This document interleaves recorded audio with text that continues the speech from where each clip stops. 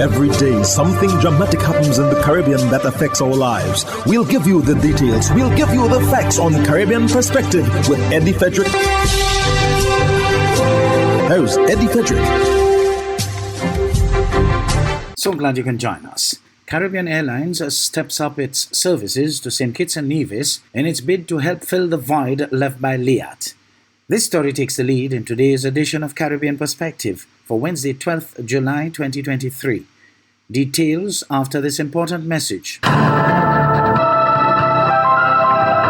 hurricane season is now upon us, so we as Caribbean people need to remember to think safety and be prepared.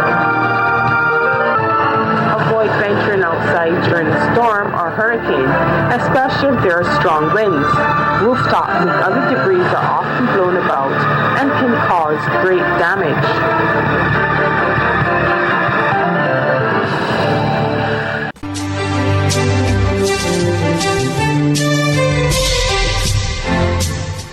Welcome back. Coming out of an era of intra-regional air travel dominated by Liat, the Caribbean airline, other airlines of the region are stepping in with services following the significant downsizing of Liat forced by the impact of COVID-19 pandemic. With Liat returning to regional skies with limited services, travelers in the Caribbean have been faced with great difficulty moving within the region for purposes of business and leisure. Glenn Bart of SKN Newsline reports. In recent months, Silver Airways, Sky High, and Inter-Caribbean Airlines have filled some of the void in connectivity created by the downsizing of Liat. Now the Trinidad and Tobago-based Caribbean Airlines will introduce scheduled services from Trinidad and from Barbados into St. Kitts before the end of July. Minister of Tourism Marsha Henderson spoke of the scheduled new Caribbean Airlines services into the Robert L. Bratcher International Airport on the Ministry's tourism program, Kittish Heartbeat. My team and I continue to voice the need for increased airlift to our Federation of St. Kitts and Nevis, as it is the catalyst that will drive travel to our island, thereby providing economic opportunities for our people. In 2023, I continue to honor my pledge to ignite regional connectivity between our neighboring Caribbean counterparts. I'm extremely delighted to share that the regional air carrier, Caribbean Airlines, will commence services to our Federation on the 24th of July 2023 from Port of Spain, Trinidad and Tobago, en route to Antigua to St. Kitts. I'm also excited that Caribbean Airlines will commence routes from Bridgetown, Barbados to St. Kitts on the 29th of July 2023. The airline will use its 72-seater ATR aircraft for these newly announced services. The impact of this will tremendously be positive for all of us. Our people will have the convenience of island hopping within hours, eliminating the recent challenge of traveling across the region. The restoration of interregional travel to our Federation, especially at this point in time, is a major achievement for all of us. My team and I continue to sustain partnerships, ensuring the Caribbean region returns as our second largest source market. Caribbean Airlines has previously operated charter flights into the country. The start of scheduled regional services by the carrier, however, could lead later to the carrier's international connectivity from St. Kitts and Nevis' North American tourism source markets. Glenn Bart reporting for SKN Newsline. In a region characterized by high rates of migration, some fear that the underlying threat of human trafficking to those who are most vulnerable are being disguised by a variety of new technological approaches, some of which were explained in the recent U.S. State Department 2022 report on the subject, prompting a discussion on CVM Live. Joel Crossgill gives us some details. A region characterized by high rates of migration may begin looking closer to home for options, with a declared intent to establish free movement for all between CARICOM member states by March 30, 2024. CVM Live recently engaged two thought leaders on the historic announcement and what it could mean for the region. I was taken by surprise because I know the resistance over the years. But I'll say this. There have been two significant developments in recent times that may have tipped the scale there. One is the newfound wealth in Guyana, because there was always animosity towards Guyanese migrants starting back in the 1970s with the economic collapse of that country. And I want to add, the newfound economic strength of Jamaica has made the fear of Jamaican migrants, I won't say it has gone away, but certainly among the leaders, it seems to have been mitigated. Executive Director of Capri, Dr. Damian King, pointed to a recent publication by his research institute titled Growthless Jobs that provided analysis of the detrimental effects labor shortages can have on ambitions of expansion.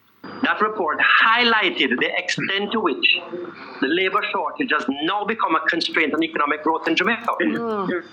And that report, which has actually been widely read and cited, sort of made a very strong case for Jamaica to have a more liberal immigration policy. So this is going to be beneficial to Jamaica, probably more so, I think, at this time. That is and maybe Guyana as well. Such a game changer. Than the other factors. And by the way, I would also, in addition to the economic benefits, I think we should also have in mind the social and cultural benefit that immigration brings. While there remain a number of practical issues to address, such as the framework for a set of guaranteed rights and the establishment of additional transportation options, the recent inclusion of Curaçao and Martinique as the first non-Anglophone nations to join CARICOM as associate members may be construed as a sign of increasing confidence in a concept whose time has nearly come. With an aging population, fewer and fewer young working people are going to be paying for more and more pensioners. About a third of the people who are born today are going to live past 100. It's a demographic bomb for many of these countries. And in-line leadership, and I suspect some of the countries do have in-line leadership, we look far down the wicket and say, hold up a second, let us have a sensible approach now, rather than have to crisis manage 5 or 10 years down the line. Joel Crosskill, CVM Live.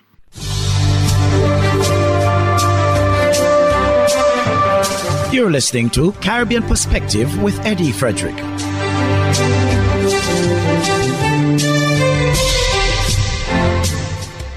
The Jamaica Constabulary Force, the JCF, declare that organized criminal networks widen reach in counterfeit medicine.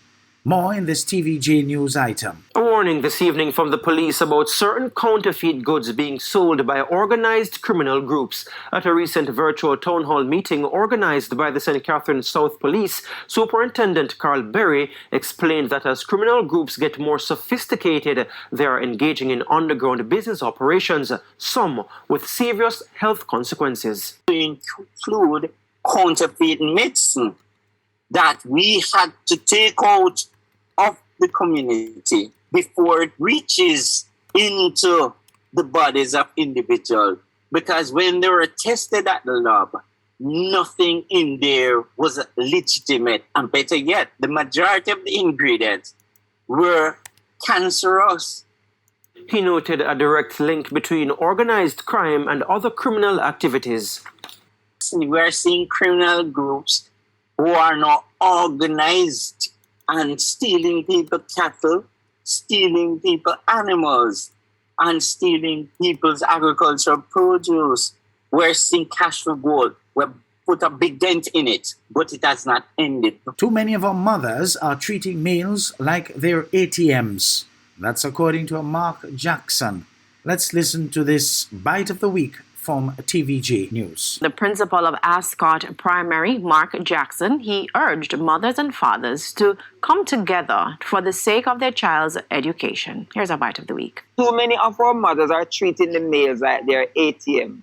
And once they get the money, it's fine, but they don't understand the significance and the psychological impact the absent father can have on their child. And so we're making sure we sensitize the mothers. If the man doesn't have, and I'm going to talk in Jamaican parlance, If the man not all figure the picnic, that doesn't mean you should not allow that child to interact with the father. The Trinidad and Tobago Cybersecurity Incident Response Team is warning of an increase in cyber attacks in Trinidad and Tobago.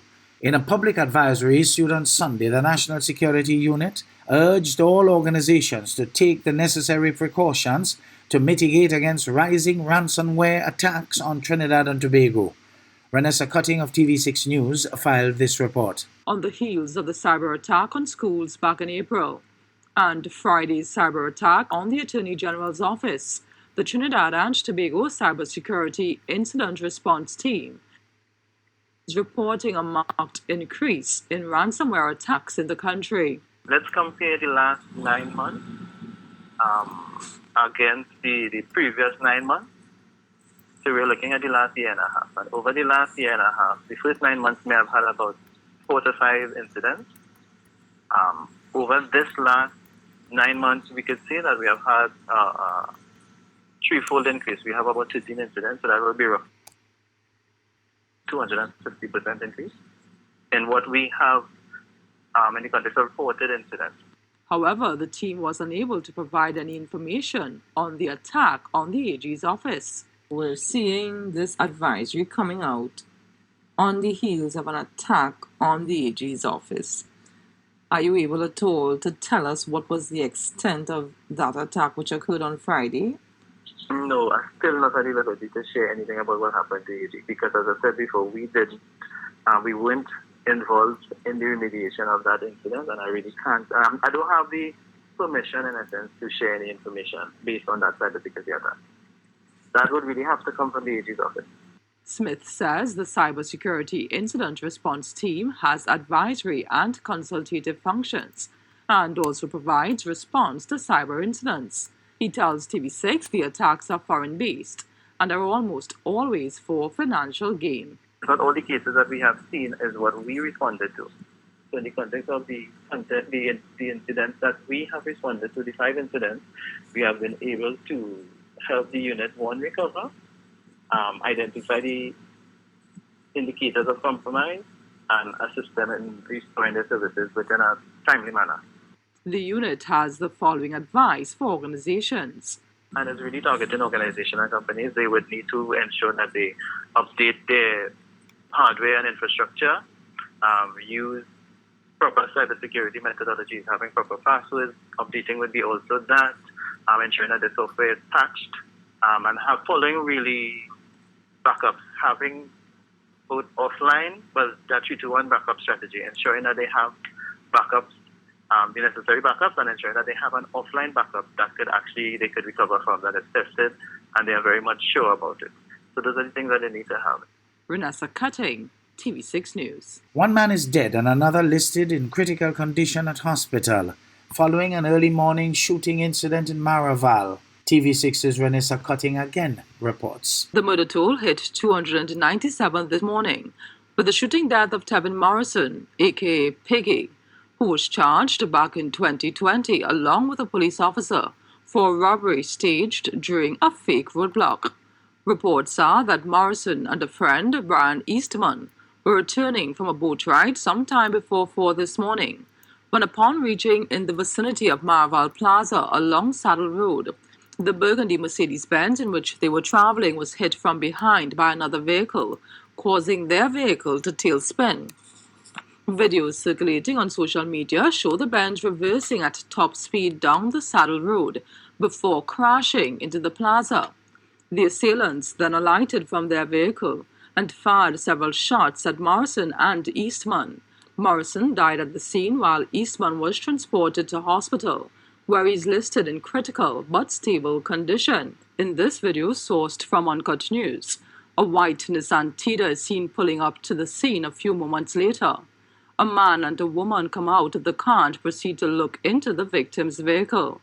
The unidentified man is seen rummaging through the vehicle, while the woman enters the mall through the broken storefront. Investigations continue into the matters. Meantime, the TTPS is advising members of the public to remain vigilant after videos surfaced showing persons driving a dark-colored SUV, registration number PCU 1622, with blue police lights. with blue police lights. However, the GTPS notes the license plate can always be changed, and as such, it is advising the public to pay close attention to anything that appears to be out of the ordinary and report same to the police. Renessa Cutting, TV6 News. Hubbard's is once again innovating the way you shop with its new online store, providing 24-hour shopping convenience. You can shop now for appliances, hardware, houseware, building material, and more. Free delivery island-wide.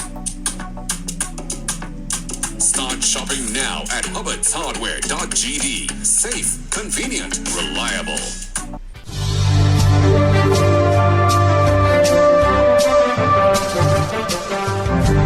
I am Eddie Frederick. This has been Caribbean Perspective, a whole new approach to highlighting developments in the Caribbean. In the meantime, please continue to log on to CaribbeanPerspective.com for more daily news and more.